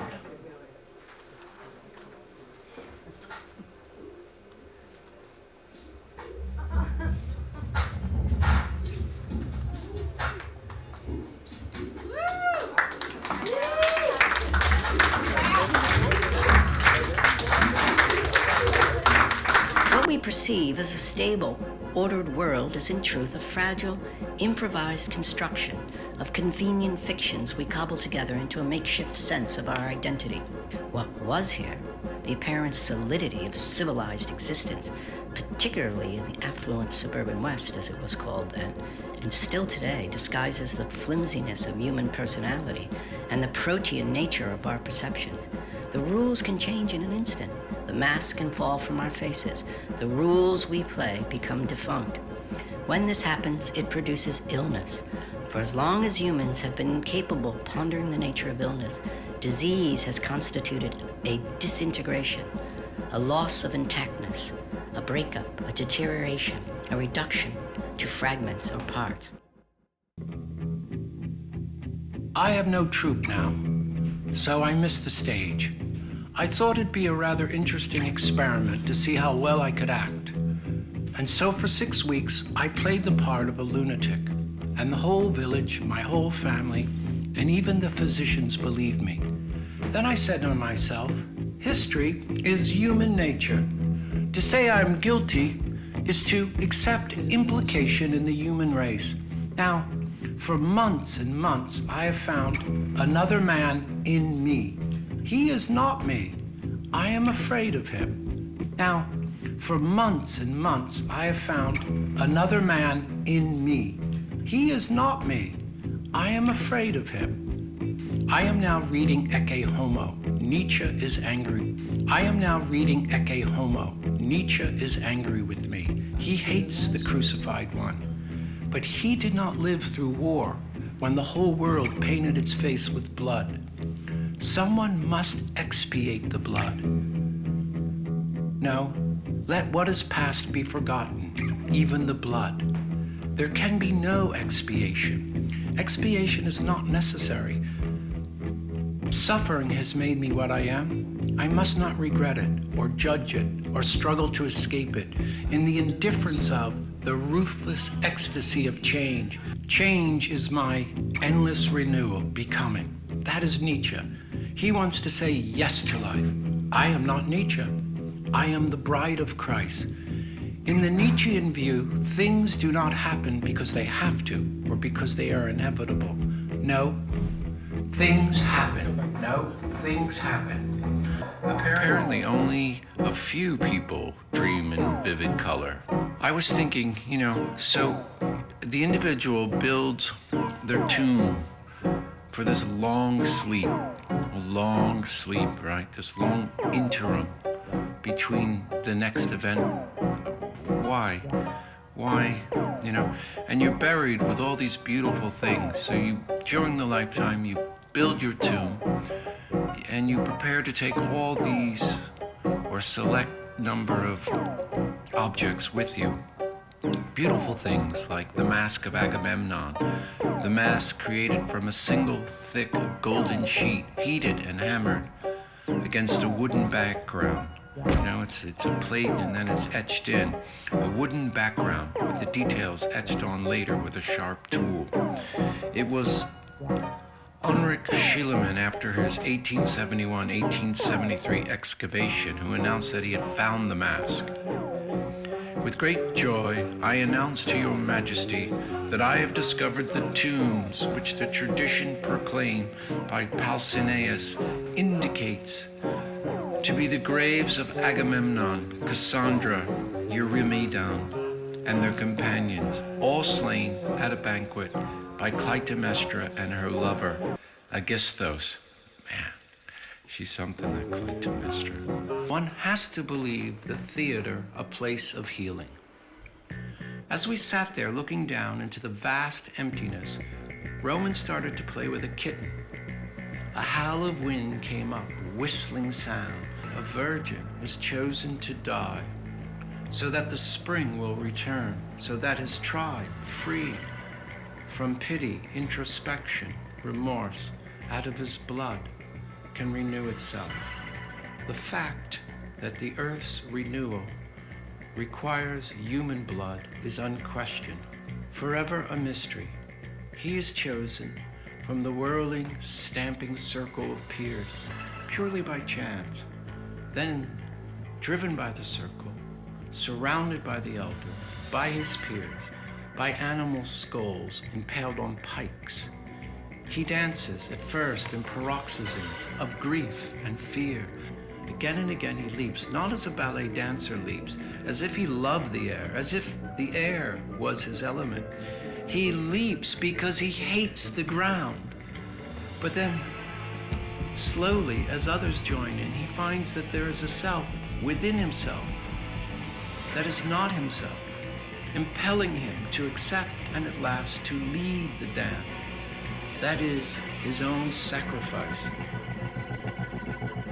In the end, exhausted, he falls to the ground. He dies, and his last breath is the reawakened earth's orgasm. A little upward run on the flutes, mimicking or perhaps mocking the gods' spilling seed. All around, the Gucci crowd chorus seems crestfallen. They throw off their clothes and light them in a bonfire. More fire and more fire and more and more and more. Images of riots, burning cities, burn, burn, burn.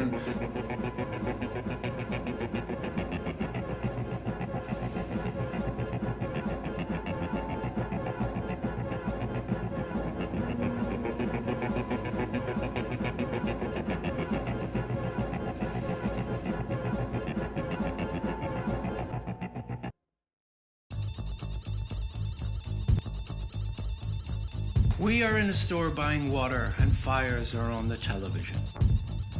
Greece has had a devastating fire, as has California. We stop at a restaurant, a favorite of performers and actors of the operas and plays put on the theater. The walls are covered with handsome black and white photographs. Aeschylus played Agamemnon, Electra, Sophocles.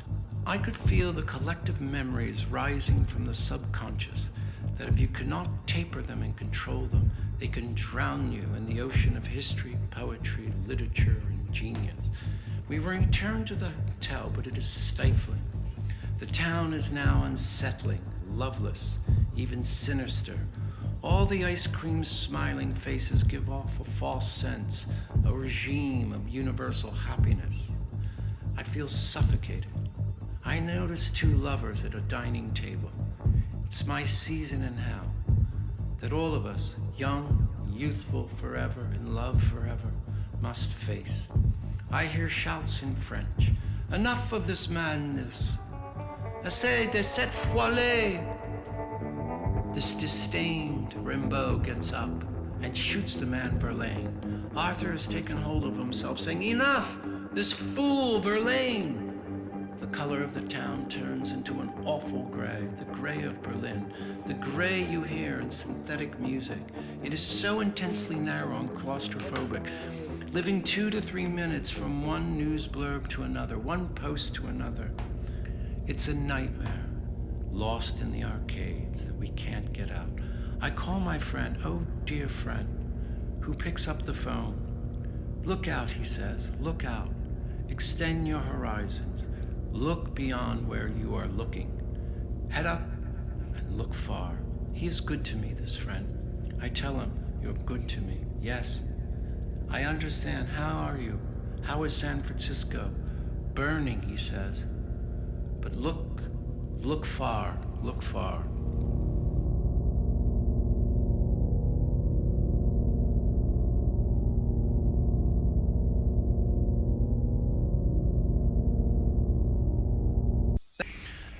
The Bacchae seems to be saying that it is perilous to deny or ignore the human desire for Dionysian experience.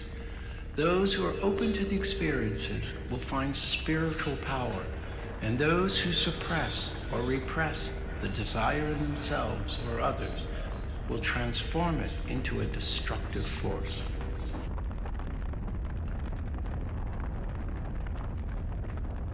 Perhaps exile is the cast out, the saint, the sinner, the murderer, the expelled, the vanquished, even the victor who lost his soul, like the Imperium Greeks who razed the millions to the ground. The Greeks knew this very well. They were haunted by it, needed to make amends with it, reckon with it. From the beginning of human consciousness and before, man has been asked to leave, to be cast out, made scapegoat, asked to move on, to go, to be exiled. Even in our monotheistic religions, the story, and that's the whole funny thing about these monotheistic religions, it's always one story, one people. When truly we know there are and have been and will be and always be a proliferation of stories. Theirs, like many other myths, starts with a fall from grace, a malevolence brought on by hubris.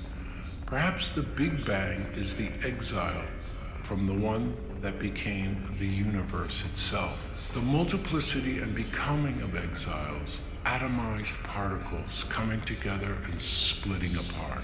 Perhaps we have to see exile as a freedom, not a banishment, that we never have a home, and when we do, it is only temporary. And the return to home, what else could heaven be but a longing to return? Might better be realized in the actuality of becoming here and now, into the next thing, a becoming. Something to note, the Monos thought of man starting from a fall, expelled from heaven. Oh dear. Seriously, I think you know at this point in our story why Nietzsche, Giordano Bruno, beatniks and hundreds and thousands of others saw this for what it was, a big con. Even my great-great-great relative, Abraham Abulafia, purported author of the Kabbalah, told us, every man his own Messiah. Well, the Greeks start with chaos, mad chaos. There is no fall. There is no ousting from a perfect world. No, there is chaos, a big, indiscernible mess, an epic, a scary and extraordinary thing, life. Living things all around them. And at some point they looked up in the night into the heavens and they saw it. They saw its relation to them. Over the months, over the years, they began to read it as a map, as a compass, as various characters, various appetites. It pointed to them where to go and how to go. And the genius of man, and I think we should love man for that genius, as much as it's possible to hate him, the smaller men, the smaller deeds, the resentful men, those afraid, those that can't let go of themselves, those that don't laugh. If we go with the Greeks, we go with becoming, something to think about, something to ponder. The exit is always waiting. And whatever lies behind that door, there is nothing much to do. Remember? Even Socrates told us that, I don't know. Angel or devil, I don't care. For in front of that door, there is you. The detached and distant view of Earth we have today produces a sense that it can be managed and programmed. With the right controls, we can simply dial it in. This total view of the planet suggests complete interconnectedness, but as likely suggests new forms of imperial control. We all seek the divine. We just get so numb to it and think it's on that little screen in front of us, just like our planet. But I think there's something else here for us. Oscar Wilde thought a map of the world without utopia marked on it not to be worth consulting.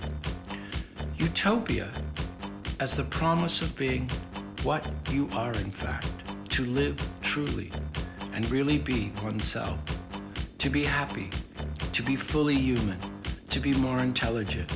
Not more intelligent in relation to science or logical argument, but on the deeper level of concrete experience and personal relationships.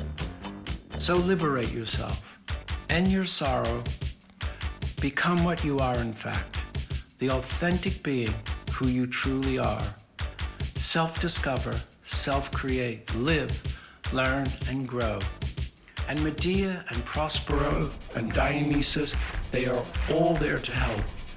In the era of post-genomic medicine, our DNA is likely to be spliced and edited so we can all enjoy long, lifelong bliss, awesome peak experiences, and a spectrum of outrageously good designer drugs.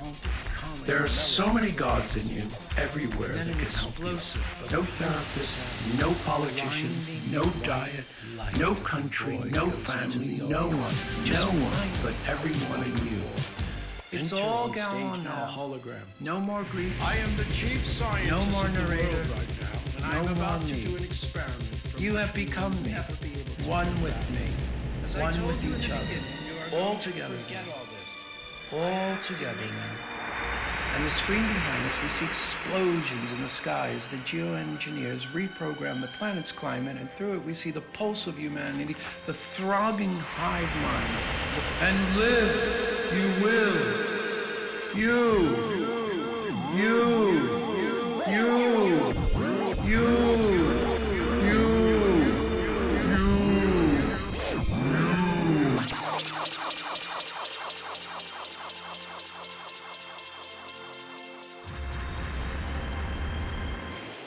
Wait, I'm not sure I pressed the right button.